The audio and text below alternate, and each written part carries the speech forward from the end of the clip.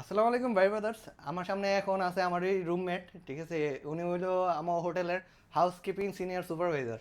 তো housekeeping job যারা করতেছে তারা কীরকম প্যারাটা খায় তার মুখের থেকে একটু শুনি। যে ভাই, শুরু করেন ভাই, কি প্যারাটা খায়? না অ্যাকচুয়ালি হাউসকিপিংয়ে যারা রুম অ্যাটেন্ডার আছে তাদের কাজের একটু প্যারা বেশি, মানে প্রেশার আর কি। তাদের অনেক কিছু ফেস করতে হয়, অনেক গেস্টগুলোকে হ্যাপি রাখতে গেলে বা হ্যাপি করতে গেলে অনেক কিছু ফেস করতে হয়, অনেক সমস্যা, বড় ধরনের সমস্যা, ছোটো সমস্যা, বড় সমস্যা। অ্যাকচুয়ালি হয়েছে কি, মানে রুমের যে কাজগুলা, রুম রেডি করা, ভালোভাবে সার্ভিস দেওয়া, অনেক প্রেশার পড়ে তাদের। সব কিছুর ভালোভাবে ব্যাডগুলো ভালোভাবে বানাতে হয়, কিচেন এভরিথিং সবগুলা ক্লিন করতে হয় ভালো করে। মানে একজন রুম অ্যাটেন্ডেন্ট, তার উপরে অনেক প্রেশার পড়ে। মানে কি বলবো, অনেক পেরা। তারপর সব কিছু মেনটেন নিতে হয়, ইয়ে আর কি। কিছু করার নাই। মানে যারা রুম অ্যাটেন্ডেন্ট কাজ করেছেন তারা এরকম প্যারা পড়বেন, সাবধানে কাজ করবেন। ধন্যবাদ আপনি। ধন্যবাদ।